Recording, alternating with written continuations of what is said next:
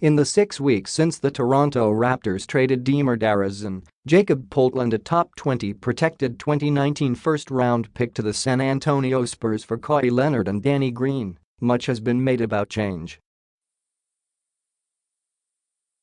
A fresh start for Leonard, renewed hope for the Raptors and an unexpected upheaval for DeRozan.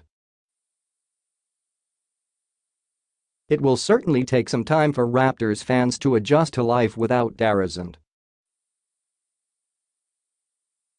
He was their star that chose to stay, the franchise's all-time leading scorer, and could one day become the first player in franchise history with a jersey in the rafters. While it's difficult to imagine a Raptors backcourt without DeRozan, it's now Kyle Lowry steering the ship with a chance to put a fitting cap on the most successful era in franchise history. Toronto took a gamble both on and off the court for what could be just a year of Leonard, but it was one worth taking.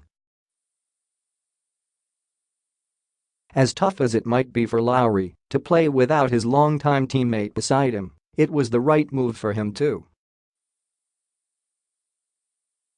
Stripping away the emotion and evaluating the decision strictly as a basketball transaction, this deal could do wonders for squeezing more out of Lowry. Right off the bat, swapping DeRozan and Poeltl for Leonard and Green completely changes the gravity of the offense. While it's certainly true that DeRozan stretched his game to become more of a threat beyond the three-point line, the fact remains that he still shot just 31.2% from deep, well below the league average and among the worst in the league among players to take a high volume.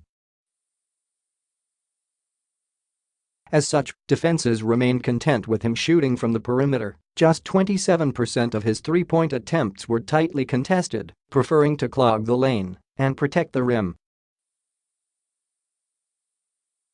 With the additions of Leonard and Green, the flow of the offense should completely change. Over his past 2 healthy regular seasons, Leonard shot 40.7% from distance on 4.9 attempts per game and is a dynamic scoring threat from anywhere on the floor. Green is no slouch himself, especially from the corners, where he's knocked down 43.9% over the last 2 seasons and should provide Lowry another viable spacing option. Both Leonard and Green have shown a penchant for shooting high volumes of catch-and-shoot threes, an area that DeRozan never truly embraced despite sharing a backcourt with an all-star caliber point guard. When Leonard is creating his own offense, which he will a lot, Lowry becomes a very dangerous off-ball threat of his own. While the plurality of his shots were pull-ups last season, 40.2%, Lowry posted a better catch-and-shoot effective FG percentage than C.J. McCollum, Devin Booker and Bradley Beal, to name a few. With even more spacing this season, Lowry has a chance to become one of the premier catch-and-shoot threats in the league. On the other side of the ball, the Raptors gained 2 of the league's best perimeter defenders. While Green doesn't carry the same level of prestige as the 2-time Defensive Player of the Year, he remains one of the league's more underrated defenders and has ranked inside the top 5 at his position in defensive real plus-minus each of the last 5 seasons. Leonard's reputation as a defensive superstar justifiably precedes him. When healthy, there is no better perimeter defender in the league, and he gives an already stout defense a legitimate chance to be the league's best. At a point in Lowry's career when he might start to slip on that end, playing alongside 2 defensive aces on the perimeter will help ease any decline. Regular season success is all well and good, but the Raptors didn't make this trade for more April superlatives.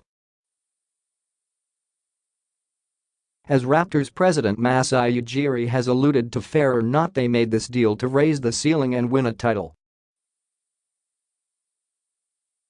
That is where Leonard, the 2014 Finals MVP, makes the biggest difference. In Leonard, the Raptors now have a player that has time and again shown he is among the very best when it matters the most, exactly the type of boost needed for a franchise that's seemingly plateaued.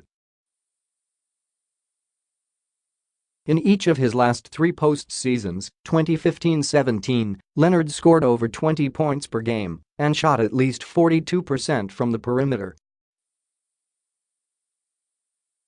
After a spectacular 2016-17 regular season in which he finished third in MVP voting, Leonard took his game to the next level in the playoffs and averaged 27.7 points, 7.8 rebounds and 4.6 assists per game. That season he led San Antonio to convincing victories over Memphis and Houston and was up by 21 on the Warriors in Game 1 of the Western Conference Finals before landing on Zaza Pachulia's foot.